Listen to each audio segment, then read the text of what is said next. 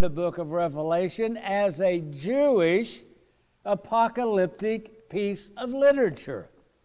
And so if we do not understand this common Jewish heritage in which Christianity has been grafted or comes out of Jewish Christianity, it is impossible to understand the apocalypse when we get to it. So that's what we're doing. We're getting to it, and I thank you for your patience. So let us get to it then. Alexander the Great in Jewish thought. It may come as a complete surprise to the non-Jewish that the non-Jewish Alexander the Great actually occupies a popular place inside Jewish literature. Alexander's impact on Jewish perception may be learned from the following fact. From among the wide variety of Greek names given to Jews by their own parents in antiquity, Antigonos, Aristobulos, Dositheos, Menelaos, and Jason, to name a few of those popular Greek names that Jews used as a first name, Alexander's name remained popular long after the demise of Greek as a common language, the lingua franca, and it has remained in use inside Judaism to the present. Alexander the Great, a non-Jew's name. The ancient Israelites were the first to invent history.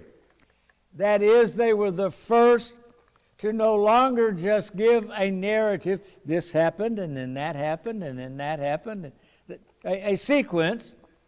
They were the first to seek to find and give an understanding, to offer an understanding of what the narrative meant, the meaning of history, the meaning of a story. They were the first to look at and create a story to be told. The only version of Israelite history that does exist today is the Deuteronomist version, a written history begun 200 years before the father of a history, so-called, the Greek Herodotus. The Deuteronomist, and now we could say the Jewish perspective, sees world events as the manifestation of God's plan.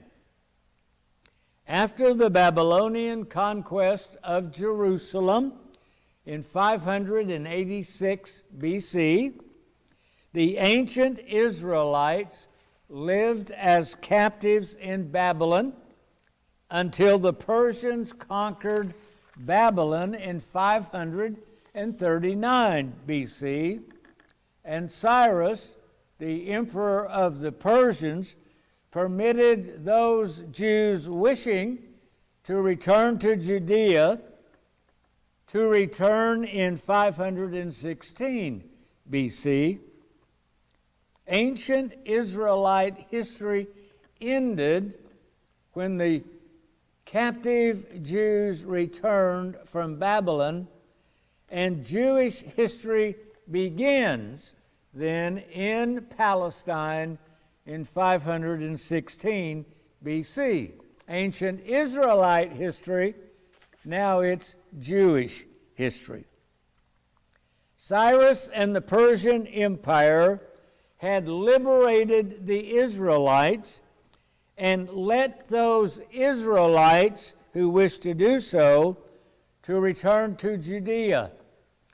Cyrus, the Persian of the Persian Empire, is considered to have ended his empire, the Persian Empire, is considered to have ended with the death of Alexander, who, in conquering Persia, nonetheless had welcomed Persians to be equal members of his new empire. The Persian Empire did not end with the death of Darius, the emperor of the Persians, but with the death of Alexander, who defeated Darius. The Persian Empire, from a Jewish perspective, ended with the death of Alexander, and with him, with the death of Alexander, the new empire that Alexander was creating, in which the Persians lived equally with the Greeks. With Alexander's death in 223 BC, the old world order in the eastern part of the inhabited world that was represented by Persian rule broke down and gave way to a number of competing Hellenistic kingdoms. For the Jews, this sudden break in political continuity called for a complete reevaluation of human history. You see, they had the Babylonians in 586. They've had the Persians begin in 516. They've let the Jews come home. And you're now at 323 years later. So from 586 to 323, we've had a continuous kind of stability in the world in which Jews lived. That stability is going to be destroyed with the death of Alexander the Great, when his emperors begin fighting among themselves for control of his empire, especially the control of Persia, Babylon, Mesopotamia, Turkey, Syria, Egypt, Palestine, and Greece. During this reevaluation, then, of what's going on, this collapse of peaceful historical continuity, as surprising as it may seem, thereafter, Alexander's name pops up repeatedly in the context of eschatological, in-time expectation. First of all, the connection of Alexander and Gog and Magog. Ezekiel was an Israelite prophet among those in captivity in Babylon after 586. His prophecies include the cleansing of Israel while it's in captivity. It includes the metaphor of the valley of dry bones, in which Israel will come back to life and be restored to be one nation with one king in Judah. These prophecies of cleansing and restoration are then followed by the cataclysmic prophecies of the great battle between Gog and God himself. So you've got chapter 36, we've got dry bones in chapter 37. Chapter 38 and 39 is about Gog and Magog. The prophecies of the new city and the new temple, the glory of the Lord in the temple, and God's entrance through the eastern gate all then follow after that in chapters 40 and 44. You have a sequence then of being cleansed, being able then to return the valley of dry bones, then the battle of Gog and Magog of end time, after which the rebuilding of the temple and the entering of God into his temple and reign is reestablished. In other words, in Ezekiel, the prophecy of God about Magog was an end-time battle, after which Israel would live in peace. We thus see that in an that there will be an apocalyptic, sorry, I'm tongue-tied, apocalyptic battle between Gog and Israel, between Gog and God, that will precede the final and peaceful settlement of the nation of Israel. Now, a more elaborate, and by the way, I'm quoting Jewish scholars, wanting to understand from the Jewish perspective of how Judaism, out of which Christian Judaism will come, how Judaism itself understood the apocalyptic period and its own invention of the genre of apocalyptic literature. A more elaborate picture, I'm quoting a Jewish scholar, appears in John's Revelation, beginning in chapter 20, verse 7, following. At the end of 1,000 years, Satan shall be released from his guards, assemble Gog and Magog, and march to the last battle. These three, together with the beast and the false prophet, Gog, Magog, the beast and the false prophets, shall be destroyed, and the judgment of the great white throne shall follow. Afterwards there will be the new heaven, the new earth, the new Jerusalem, and the coming of Christ. Perfectly Jewish history and apocalyptic expectation. Jewish historian Josephus, who was born in Jerusalem in 37 A.D., was a living witness of the war between the Jews and Rome that resulted in the destruction of Jerusalem and the Jewish temple in 70 A.D. The siege of Masada that began in 73 A.D., and he died around 100 A.D., as did the Apostle John.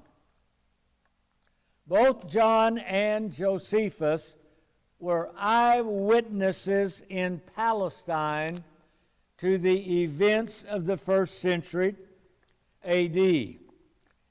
Josephus completed his Antiquities of the Jews in 93 A.D. during the 13th year of Caesar Domitian's reign. At the same time, John is going to be writing his gospel and the apocalypse. At the time, Josephus was 56 years old. Josephus mentions both Magog and Alexander in his Antiquities history. He says the first mention of Magog is found in the book of Genesis, in which the grandsons of Noah are named. Genesis 10:2 says, the sons of Japheth were Gomer, Magog, Madai, Javan, Tubal, Meshach, and Tiras. In commenting on this passage, Josephus said this about Noah's son Japheth.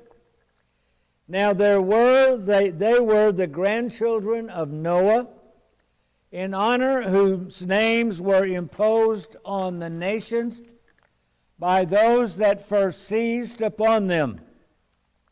Japheth, the son of Noah, had 7 sons. They inhabited so that, beginning in the mountains of Taurus and Amanus, they proceeded along Asia as far as the river Tansis, and along Europe to Cadiz, and settling themselves on the lands which they light upon, which none had inhabited before them, and they called the nations by their own names. So across, if you will, let's just, if this, rather than trying to draw a map, let me just do it this way. If this represents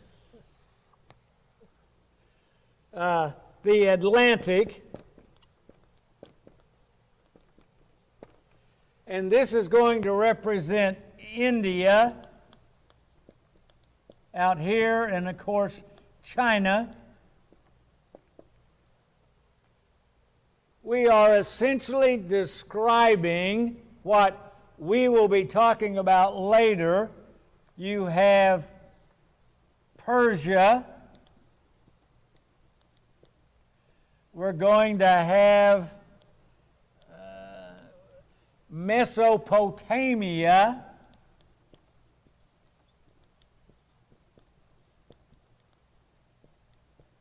Which is Babylon during this time period, Babylonia.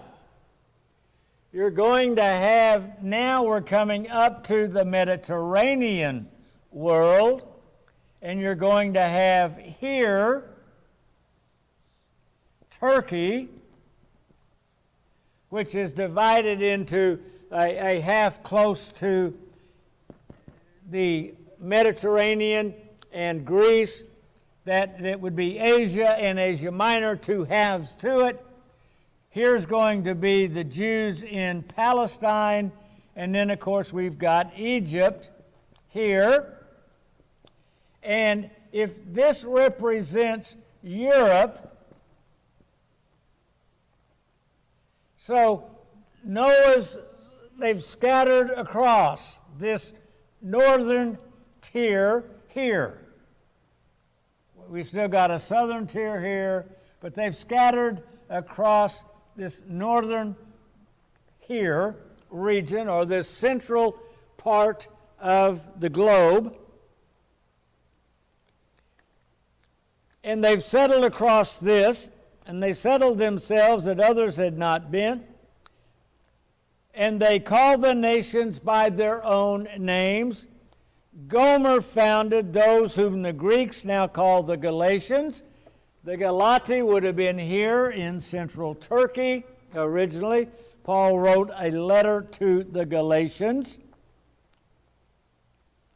who became the Gauls when they migrated to France, and the Celts when they got into Scotland and Ireland, who were then called Gomerites. Magog founded those that from him were named Magogites, but who are called by the Greeks Scythians. So by the time of the Greeks and by the time Josephus is writing, Magog is a region known as Scythia to the Greeks. It is Josephus who has identified Magog with a people the Greeks called the Scythians. The Greeks called the uncivilized nomadic tribes and people north of the civilized Mesopotamian world Scythians. So for the Greeks, the nomads north of civilized world, Mesopotamia, this was the Scythians. I don't know how to spell the word. S-C-Y, Scythians. A generic term for all this nomadic group that are all the way across here into China, coming across the steppes of Russia, into Europe, and so forth. The domestication of crops and animals, which led to the birth of cities and of civilization, culture occurred first in this temperate central zone of Mesopotamia and the Mediterranean world, and it spread horizontally westward and eastward across the globe into the Mediterranean world and eastward then into India and on into China. Northern nomadic tribes outside the temperate warm zones frequently raided the farms and cities to the south for food, livestock, wives, weapons, tools, and plunder. The Scythians represented the same threat to the Greeks and the Mesopotamians that the Vikings and the Norsemen did to Western Europe later. The Scythians, that is Gog and Magog, came to represent a cultural threat to the civilized world, to the stability, the cultural stability and world view of the civilized world. The uncivilized tribes lived north of Mesopotamia, here, north of the Caucasus Mountains, between the Black Sea and the Caspian Sea at this time, north of the Danube River that's going to run here, golly, and the Danube's going to run here from the Black Sea, I think, or close all the way through here, above Greece, Italy, all the way over to almost to France. North of that, after his death, Alexander became associated, known as the defender of civilization against the barbarians from the north. One of the early accounts of Alexander, the folk epic, the Greek Alexander Romance, tells the story of Alexander's father, King Philip, sending Alexander's and his army to defeat the Scythians. One version of the romance preserves a story of how Alexander separated a group of people from the rest of humanity, shutting them out behind the Caspian Gates. How he blocked the Scythians from coming into the civilized world. The Caspian Gates, also known as the Gates of Alexander, blocked a pass at Derbent, Russia, or the Pass of Dariel between Russia and Georgia. The legend says Alexander blocked the pass with elaborately wrought gates, oiled with a special non-flammable solution. Now, these fortifications were designed to block the uncivilized tribes of the north, traditionally identified as Gog and Magog, from invading the civilized regions of the south Mesopotamia region. A similar story, by the way, of fortifications to block Gog and Magog is found in Al-Kahf, the cave, the 18th chapter of the Muslim Quran. It's a widespread identity. The Jewish historian Josephus tells of an attack of a northern barbarian tribe he calls the Alans, who entered through Alexander's gates after the destruction of Jerusalem in 70 A.D. This occurred then in the lifetime of Josephus. Some northern barbaric tribe has come through Alexander's gates, and the commencement this happened during between 70 A.D. and the siege of Masada in 73 A.D. I keep wanting you not to take my word for it. I keep giving you in that manual that you have the primary sources and information so you can read it for yourself. I'm not inventing this. I don't think that you think I'm inventing it, but I want you to be able to be completely on rock-solid foundation, understanding what it is we are saying. Quoting Josephus, "Now there was a nation of the Alans, which we have formerly mentioned somewhere as being Scythians." Aha! You've got Gog and Magog, the Greeks now call Scythians, and Josephus is now calling the Scythians Alans. You got it? Gog and Magog, that area is called by the Greeks Scythians, and now Josephus is calling them Alans, and is telling us something that the Alans, that is the Scythians, that is Gog and Magog, did sometime between 70 and 73 A.D.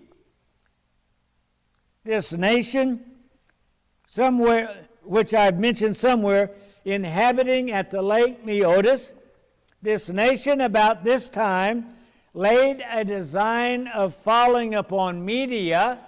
That's going to be here on the edge of Persia and Babylon, modern-day Iraq, and the parts beyond it, in order to plunder them with the intention that they made a treaty with the king of Hyrcania. Remember the name King of Hyrcania. We will mention him later. For he was the master, the guardian of that passage which King Alexander the Great shut up with iron gates. This king, Hyrcanian king, gave Gog and Magog permission to come through the gates, and they came in great multitudes and fell upon the Medes unexpectedly, plundered their country, which they found full of people, and they replenished with abundance themselves with cattle, while nobody made any resistance against them. For Peiroas, the king of the Medes, had fled away for fear into places where they could not easily come at him, and had yielded up everything he had to them, and had saved his wife and his concubines, and that with difficulty, since they had been made captives, and it cost him 100 talents for their ransom. These Alans therefore plundered the country without opposition and with great ease, and proceeded as far west as Armenia. We have Armenians who are members of the parish here at St. Elijah, remnants of the great nation of Armenia that was destroyed by the Ottoman Turk Muslims in 1920s. Armenia, here, across here, the Alans, the Scythians, the Gog and Magog. laying everything waste in front of them. That Herodes was king of that country, who met them and fought them, but had like to have been taken alive, almost was taken alive, for a certain man threw a net over him from a great distance, and had soon pulled him to the guy. And unless this king had taken out his sword and chopped the net away and ran away to escape. So the Alans, the Scythians, Gog and Magog, being still more provoked by this sight, laid waste the country and drove a great multitude of the men and a great quantity of other prey they had gotten out of both kingdoms along with them, and they retreated back to their own country.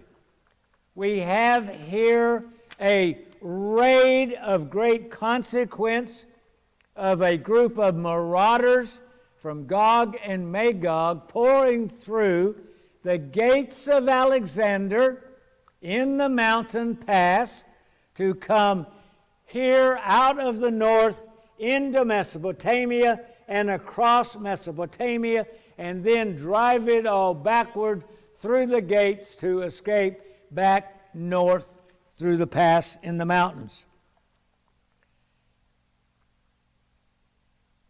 Of course, Alexander had never been to these mountains, which we today call the Caucasus, and obviously did not build any gates there.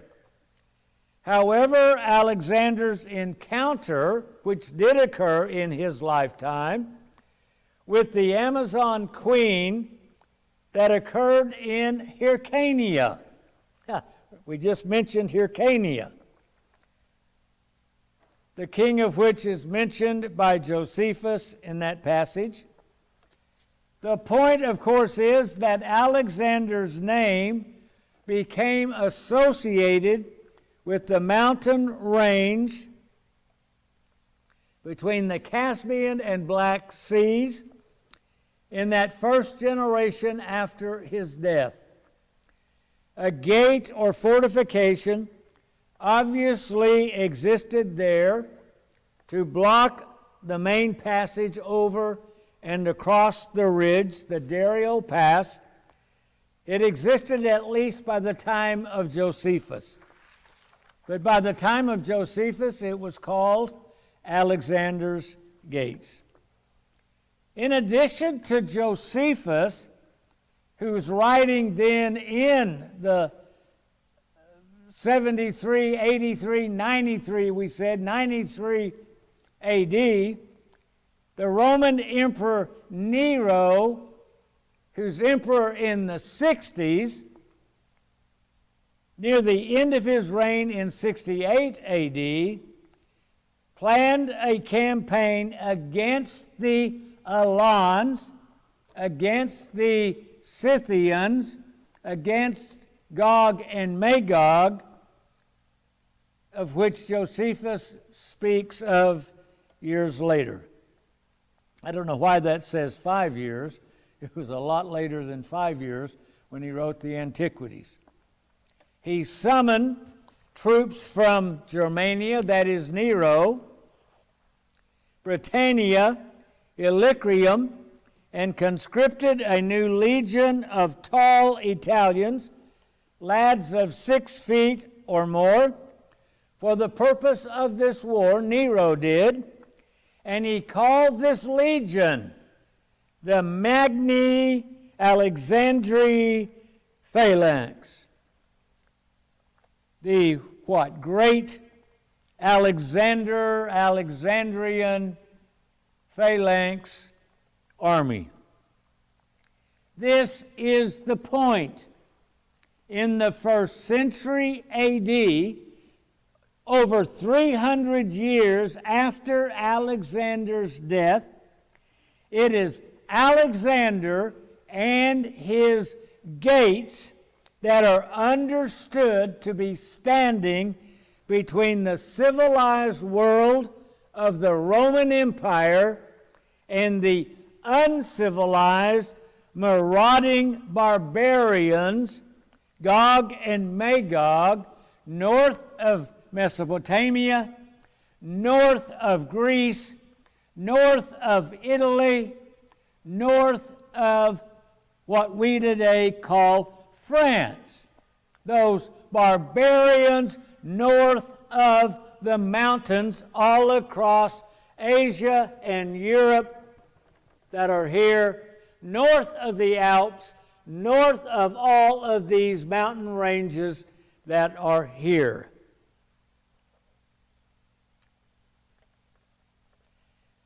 It is Alexander and his gates that became the symbol against those who are threatening civilization.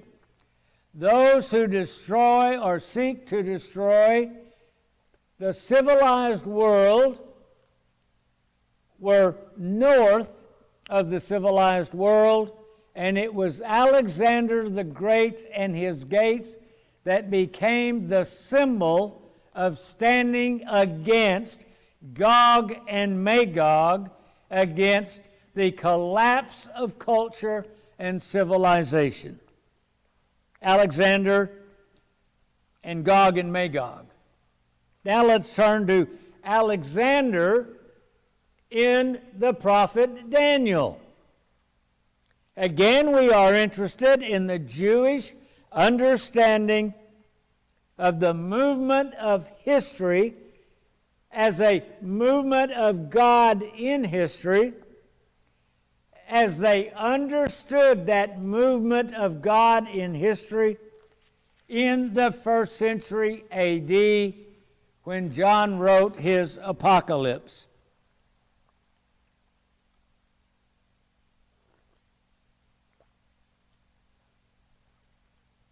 What events helped create this Jewish apocalyptic and heightened sense of an impending apocalyptic and eschatological time, end of time?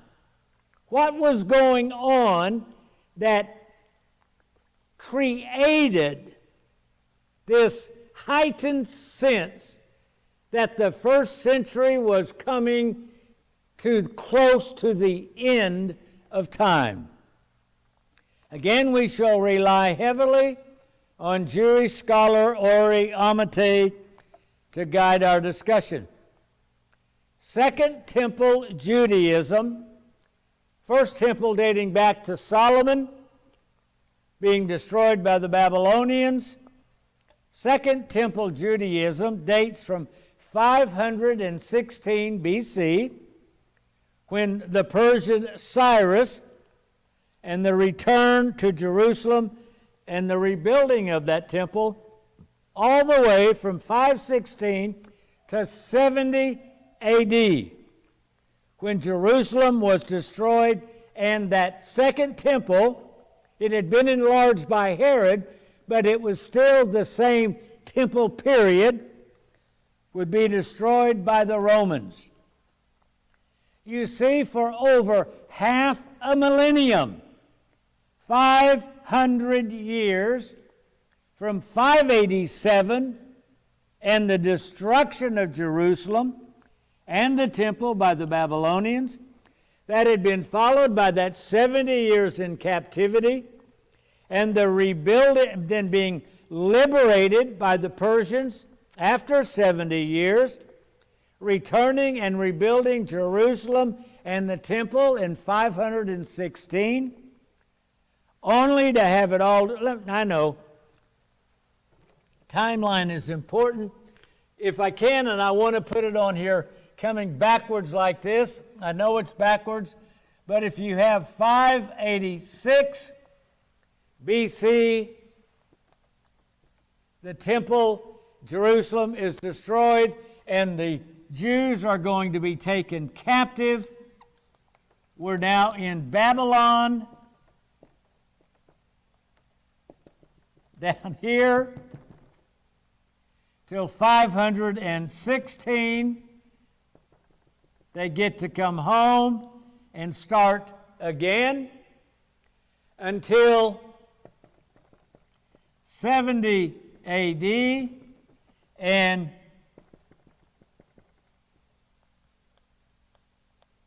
Rome wipes them out again. That's a period here of rebuilding and being in Jerusalem at the temple since 516 plus 70 AD.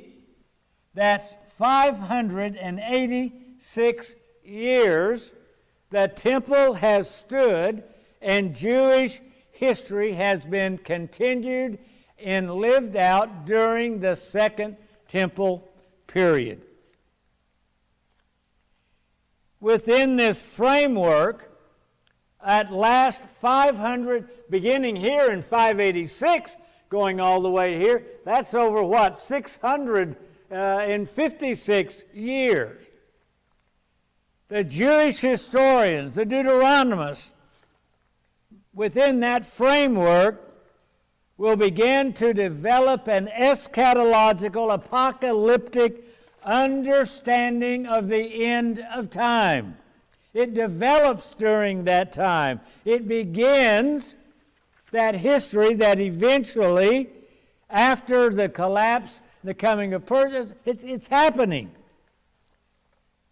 It is this apocalyptic beginning, this sense of it's headed towards an apocalyptic, cataclysmic end, the final battle where God wins and Israel is at peace.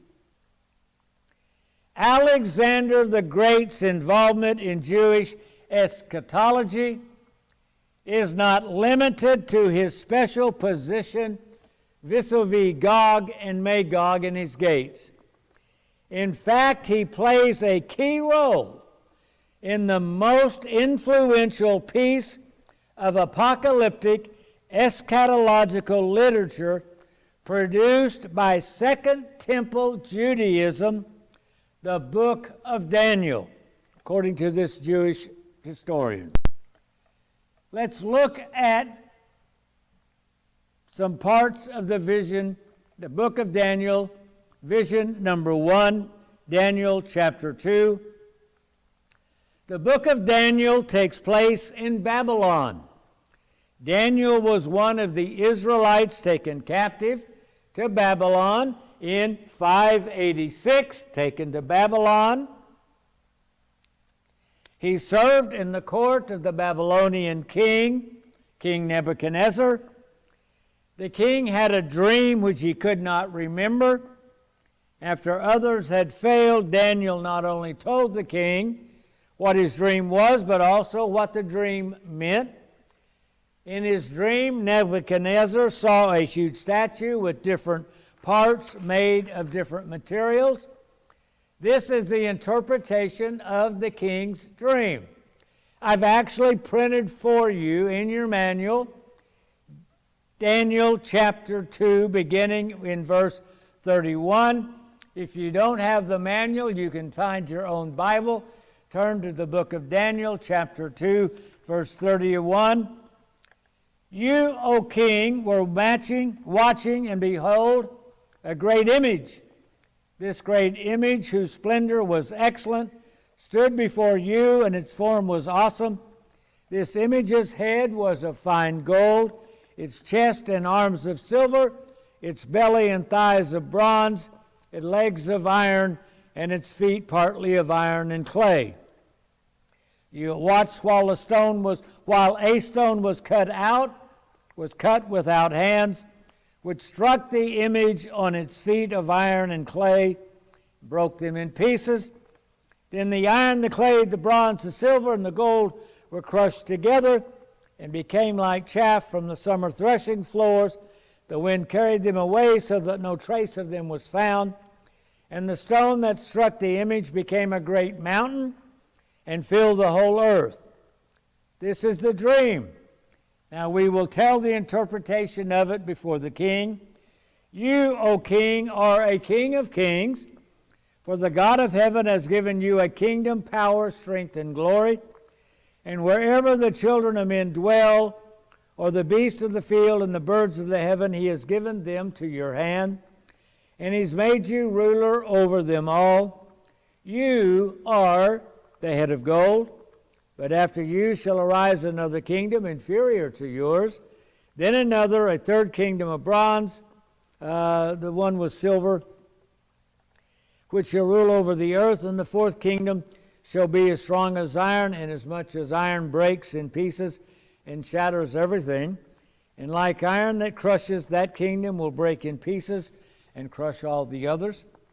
Whereas you saw the feet and toes, partly of clay and partly of iron, the kingdom shall be divided, yet the strength of the iron shall be in it, just as you saw the iron mixed with clay. And as the toes of the feet were partly iron and partly clay, so the kingdom shall be partly strong and partly fragile. And as you saw iron mixed with clay, they will mingle with the seed of men, but they will not adhere to one another, just as iron does not mix with clay.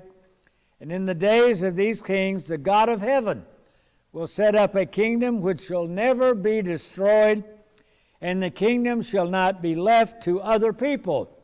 It shall break in pieces and consume all these kingdoms, and it shall stand forever.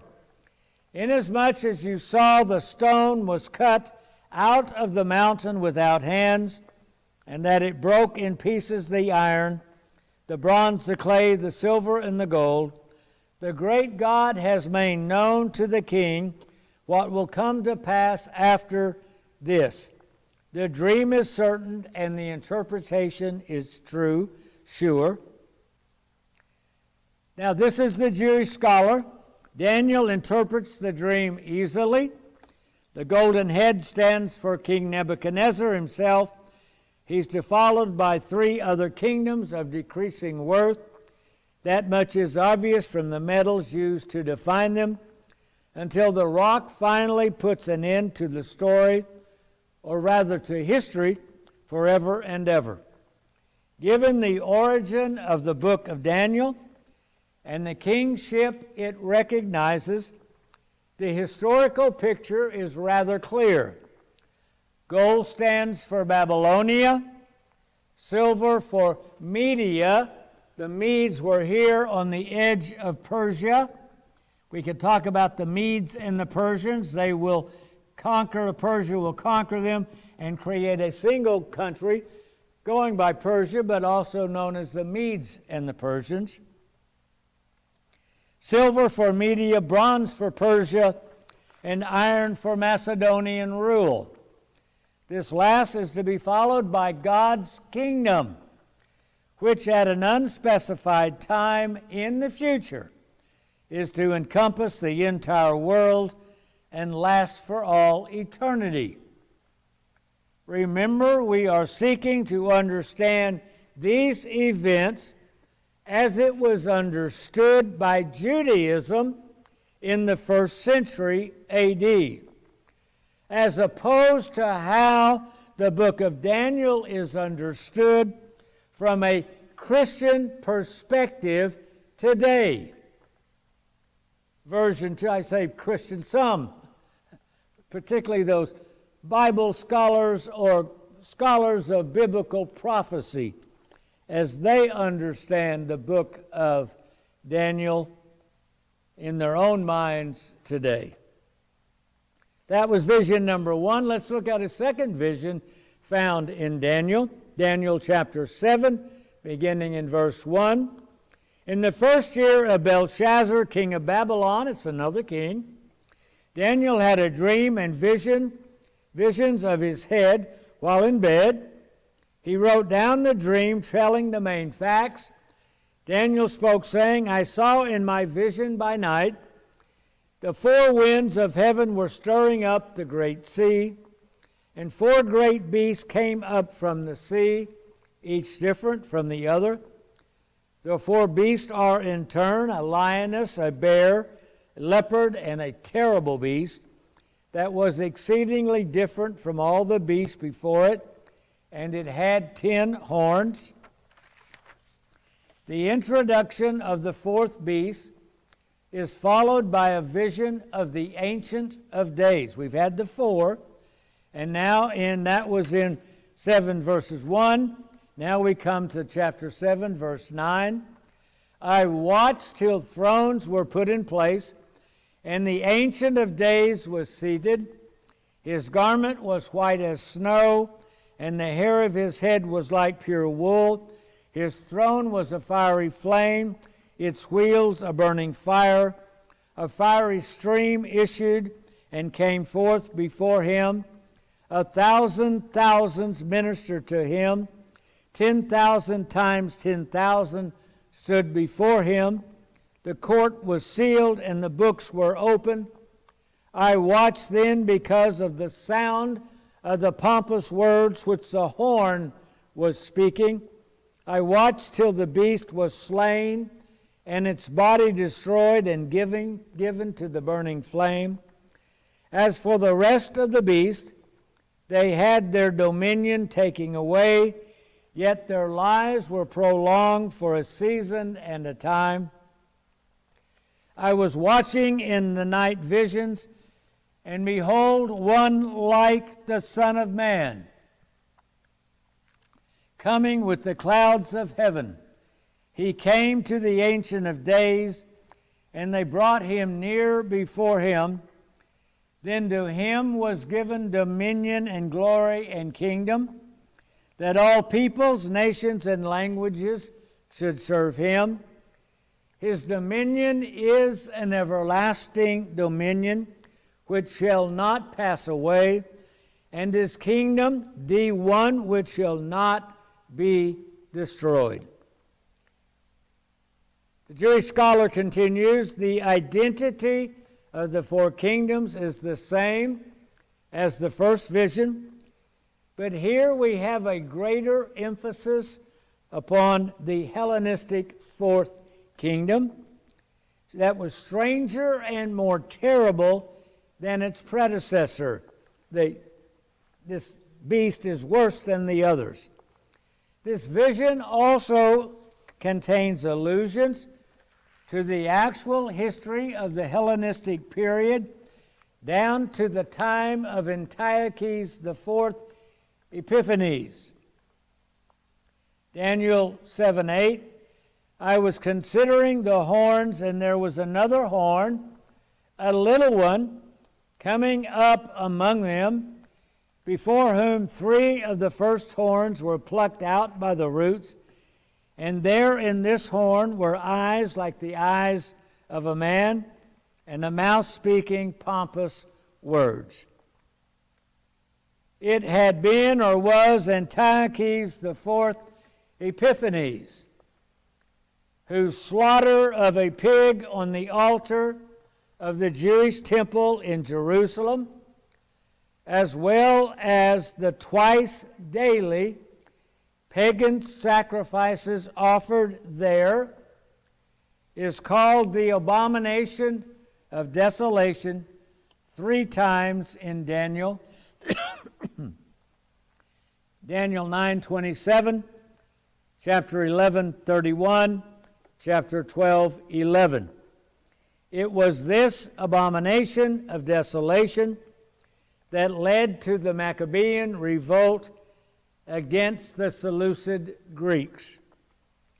The atmosphere in this vision is one of great crisis. Terrible things are afoot, and a day of judgment is near. Although no particular date is given in the vision, a final change in world history is promised, which will put rule in the hands of the people of the sacred ones above. Vision 3 in Daniel chapter 8 is the vision of the ram and the goat. Like the second vision, the third vision also occurred during the reign of Belshazzar, who was either the son or the grandson of Nebuchadnezzar. Belshazzar was the last king of Babylon. When Babylon was defeated by, Cyrus and the Persians, in the 3rd year of King Belshazzar, a vision appeared to me, Daniel, after the one who appeared to me the first time. I saw in the vision, and so it happened, while I was looking, that I was in Shushan, the citadel, which is in the province of Elam, and I saw in the vision that I was by the river Uli.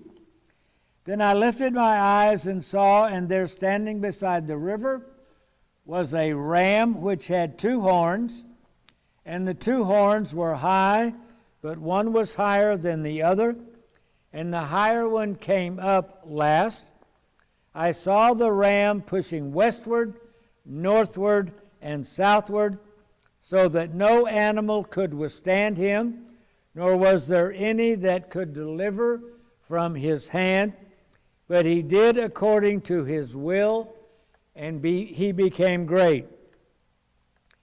And as I was considering, suddenly a male goat came from the west, crossed the surface of the whole earth without touching the ground, and the goat had a notable horn between his eyes. Then he came to the ram that had 2 horns, which I had seen standing beside the river, and ran at him with furious power. And I saw him confronting the ram. He was moved with rage against him, attacked the ram, and broke his 2 horns. There was no power in the ram to withstand him, but he cast him down to the ground and trampled him, and there was no one that could deliver the ram from his hand. Therefore the male goat grew very great, but when he became strong, the large horn was broken. The large horn in the middle of this goat, and in place of it 4 notable ones came up toward the 4 winds of heaven.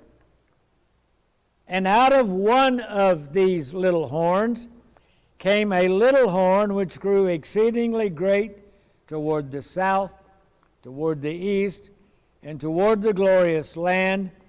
And it grew up to the host of heaven, and it cast down some of the host, some of the stars to the ground, and trampled them. He even exalted himself as high as the Prince of Hosts, and by him the daily sacrifices were taken away, and the place of his sanctuary was cast down. Because of transgression, an army was given over to the horn to oppose the daily sacrifices, and he cast truth to the ground. He did all this and prospered. Then I heard a holy one speaking, and another holy one said to that certain one who was speaking, "How long will the vision be concerning the daily sacrifices and the transgression of desolation, the giving of both the sanctuary and the host to be trampled underfoot?" And he said to me, "For 2,300 days, then the sanctuary shall be cleansed." Wow, you remember when we first started and our first episode together, we created some arbitrary, artificial, apocalyptic paragraphs, political paragraphs, one of which, if I remember, had to do with the bombing of the 2 towers in New York City on 9/11. We knew what it meant because we were alive when it happened. We have no clue what all this means in our own life, from our own experience, but those who were alive knew exactly what it all meant. We shall talk about it in a minute. Then a vision of a man stood before me. I heard the voice of this man say, Gabriel, cause that man to understand the vision. So here we come. Daniel 8:19. And he said, Look, I am making known to you what shall happen in the latter time of the indignation, for at the appointed time the end shall be. The ram which you saw having the two horns, they are the kings of Media and Persia, the two kingdoms, the Persians. And the male goat is the kingdom of Greece. Persia had conquered Mesopotamia, Turkey, Syria, Palestine, and Egypt. It came west and north and southward in the first vision we just looked at. The male goat is the kingdom of Greece. The large horn that is between its eyes is the first king. That would be Alexander. As for the broken horn and the four that stood up in its place, 4 kingdoms shall rise out of the nation, but not with power. And in the latter time of their kingdom, when the transgressors have reached their fullness, a king shall arise, having fierce features, who understands sinister schemes. His power shall be mighty, but not his own power. He shall destroy fearfully, and he shall prosper and thrive. He shall destroy the mighty and also the holy people. Through his cunning he shall cause deceit to prosper under his rule. And he shall exalt himself in his heart. He shall destroy many in their prosperity.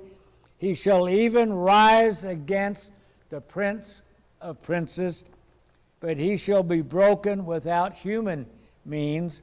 And the vision of the evenings and the mornings, which was told, is true. Seal up the vision, for it refers to many days in the future.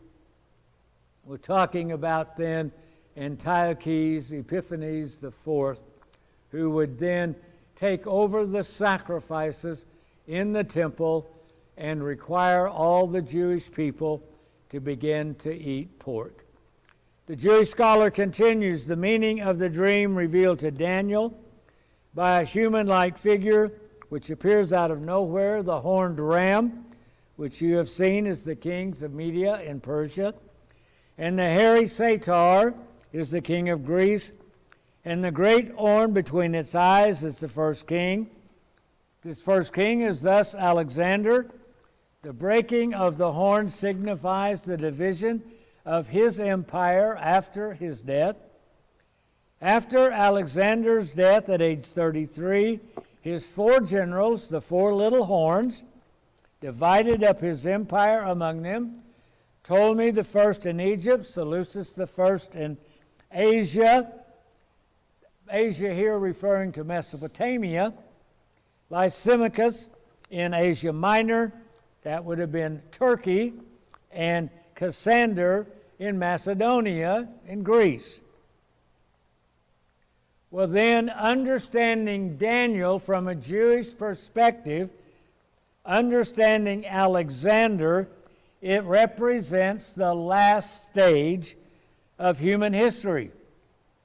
Without going into many riveting questions posed by the book of Daniel, one can easily and readily agree about one aspect of the book's historical outlook. The Hellenistic age, inaugurated by Alexander and continued by his successor of kings, is perceived as the last stage before the day of reckoning and the dawn of God's kingdom. The age of Alexander, the age of the kingdoms after him, is the last stage of human history before the coming of God's kingdom. The Babylonians had destroyed Jerusalem and the temple in 586, deported the people to Babylon. Cyrus of Persia defeated the Babylonians, permitted the Jews to return and rebuild Jerusalem and the temple in 516. They had lived in relative peace until the time of Alexander. Following Alexander's death and the division of his empire, his generals fought each other for control of the whole. There was a total of 6 Syrian wars fought between the Seleucids and the Ptolemies between 274 and 168 BC. We're close to the birth of Christ, within 168 years. The 4th and 5th Syrian wars, which ended with the transfer of power in Israel from Egypt to the Seleucid Syria, must have been a nasty shock after the relative stability that the 3rd century BC had been for the Jews.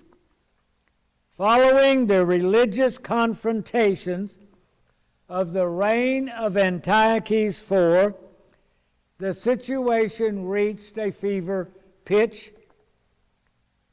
The Jewish scholar continues, a sense of change was in the air, and at this point in Jewish history, as in many others, the result was the outbreak of apocalyptic, eschatological, and messianic activity.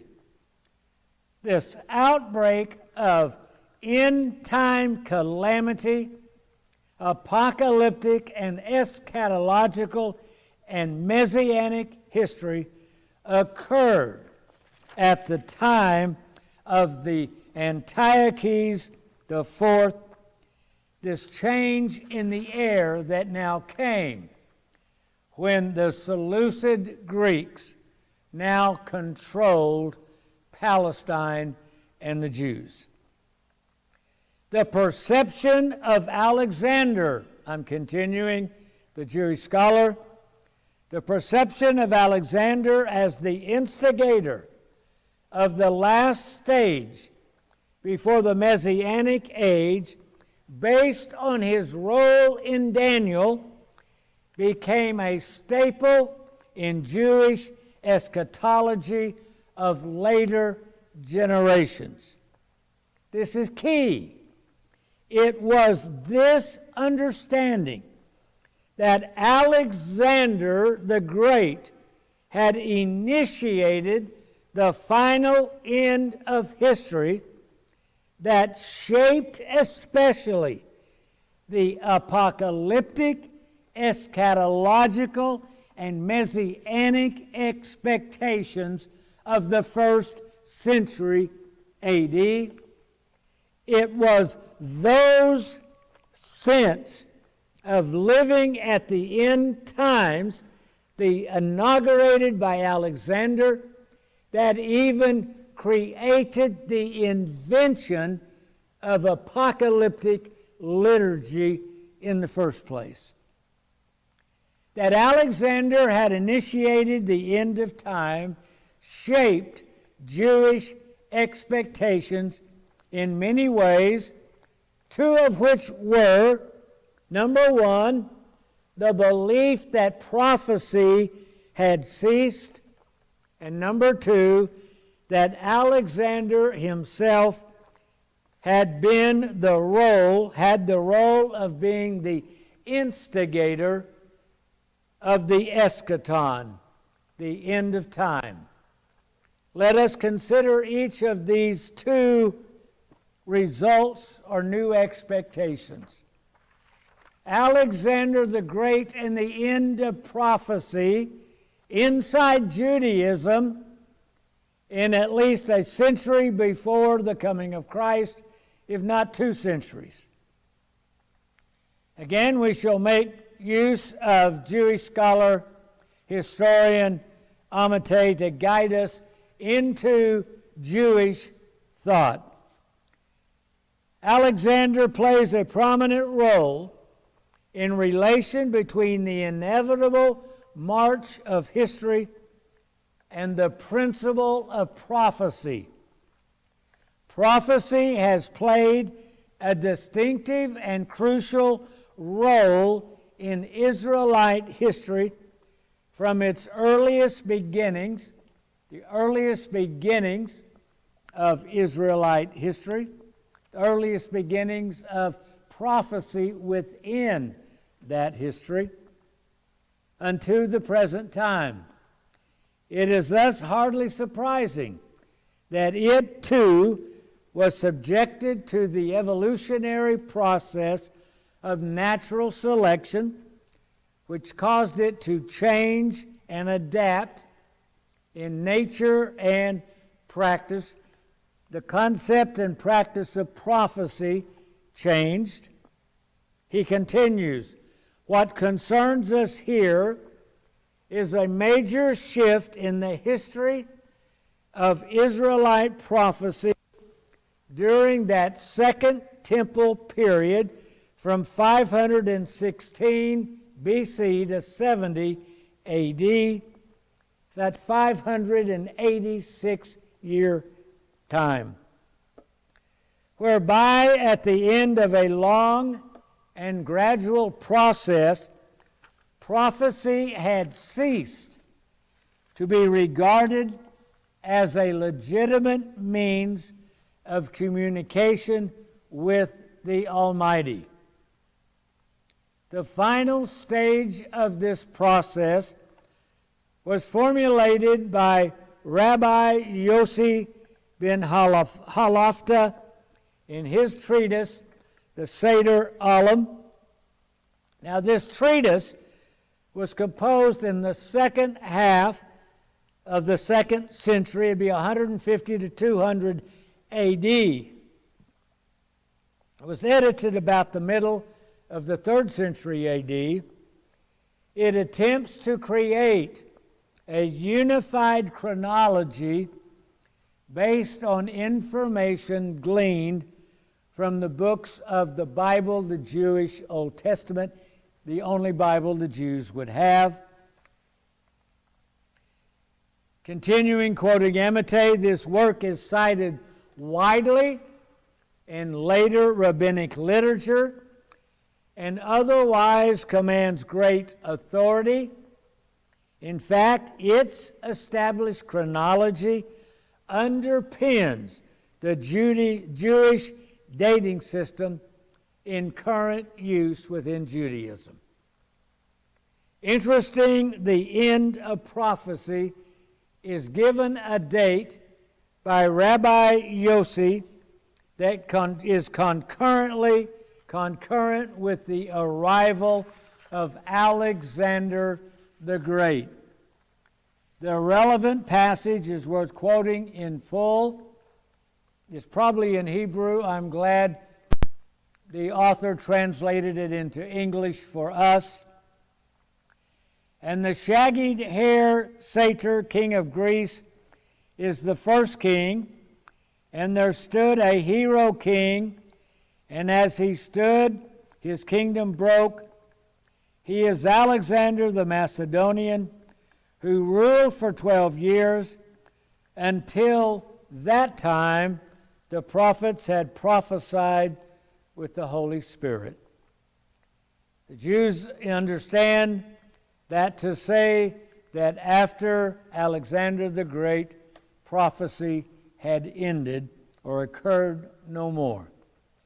Needless to say, the synchronization offered in this Jewish document, Seder Olam, was made in retrospect and should be interpreted accordingly. The practice of prophecy did not stop, actually, in the 330s BC, and the statement of Rabbi Yossi would have made little sense to the contemporaries of Alexander's. That comment is from Amate.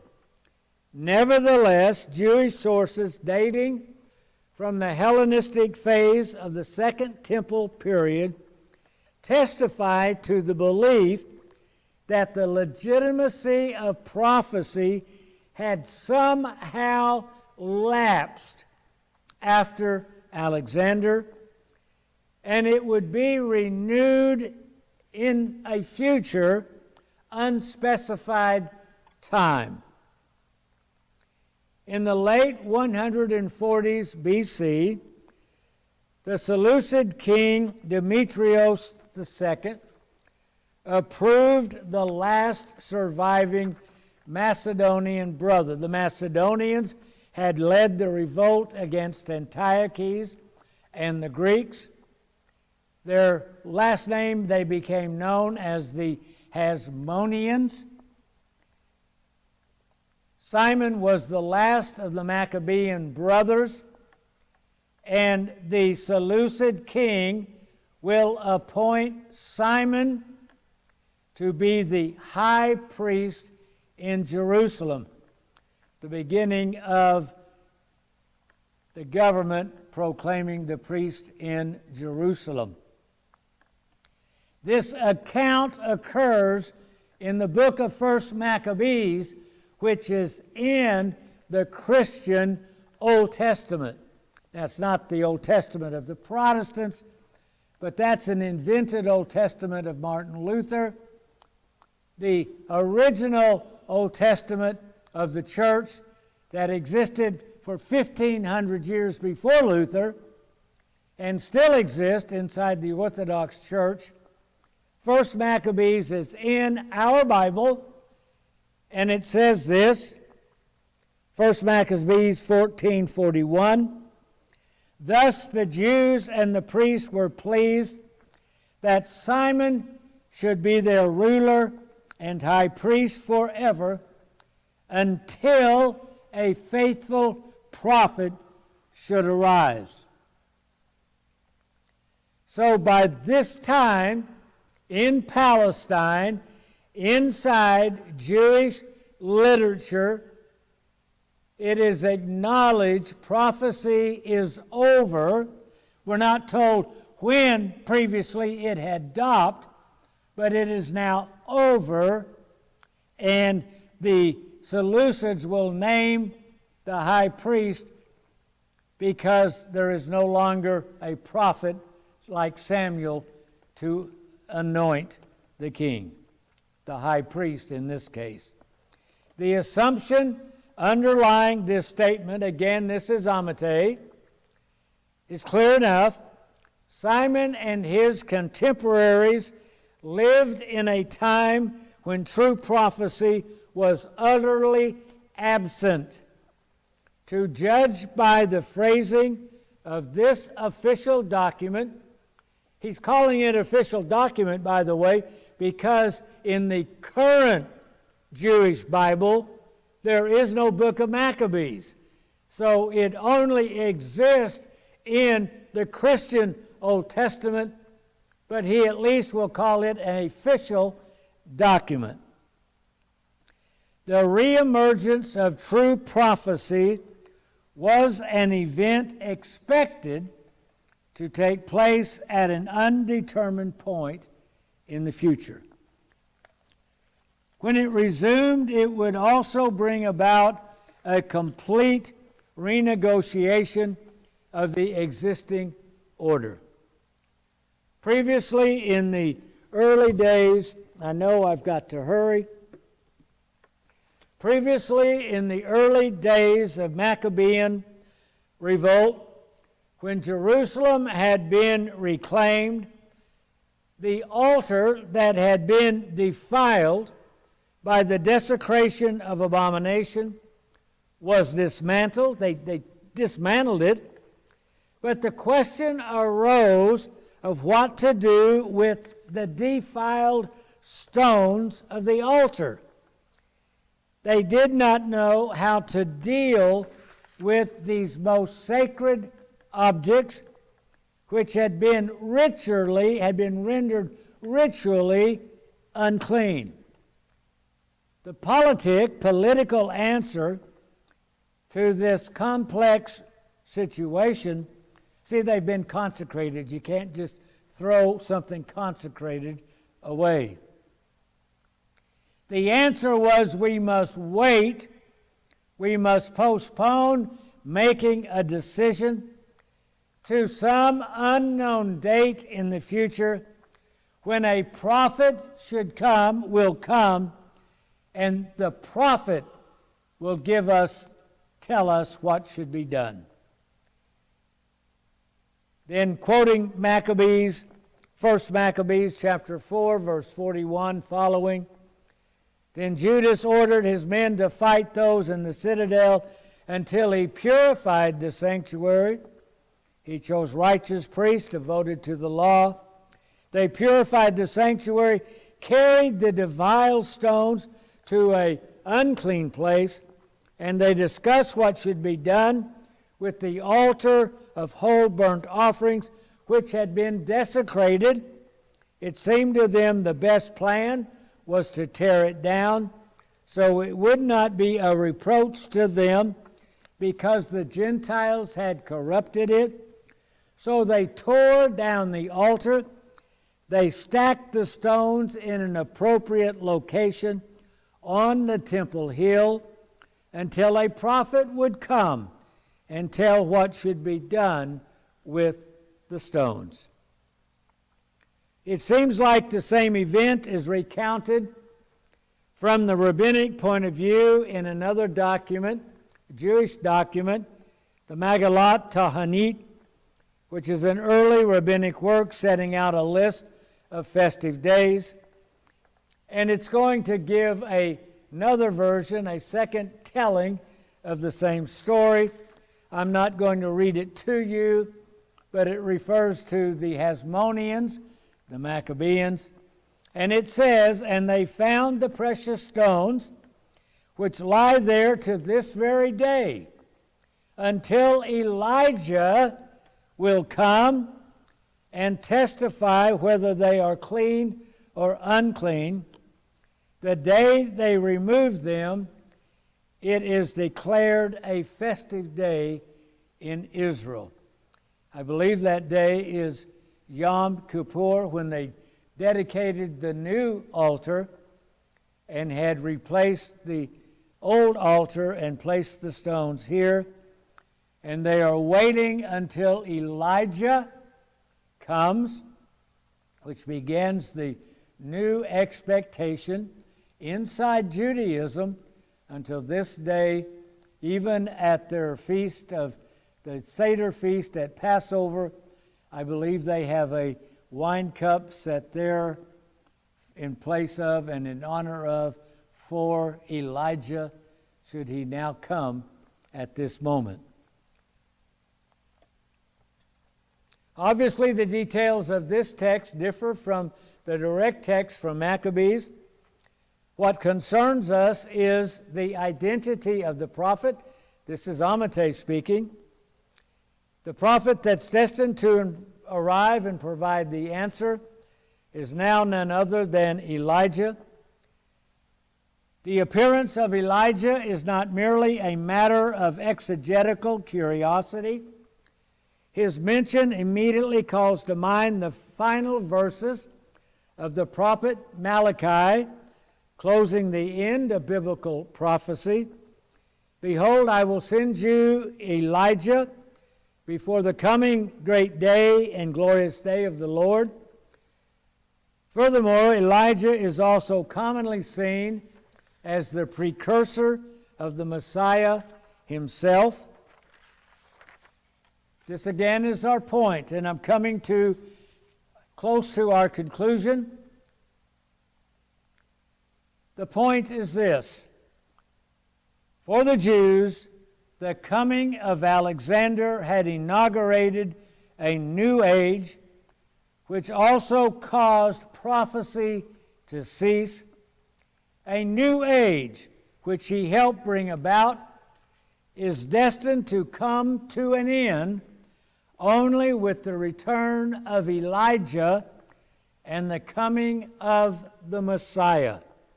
It will be Elijah who will be the prophet that returns and restores prophecy announcing the presence and coming of the Messiah.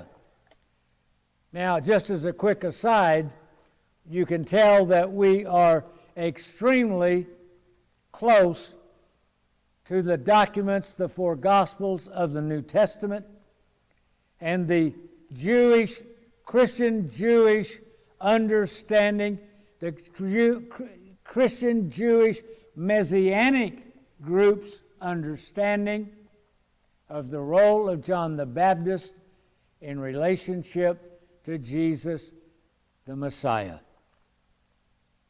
The theological and historical significance of the age inaugurated by Alexander in the visions of Daniel is like that which the historical legends ascribe to Alexander in the building of the gates of Alexander, protecting civilization from Gog and Magog.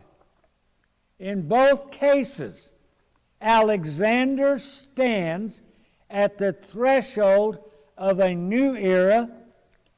In the first point, blocking and saving civilized history from the barbarians, and in the second instance, being now the one having inaugurated the last step of human history.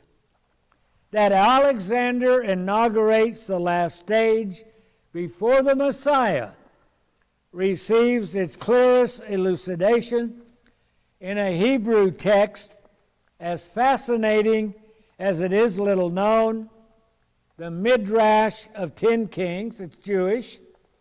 This text of unknown authorship set forth a list of 10 kings who have ruled or will rule the entire world.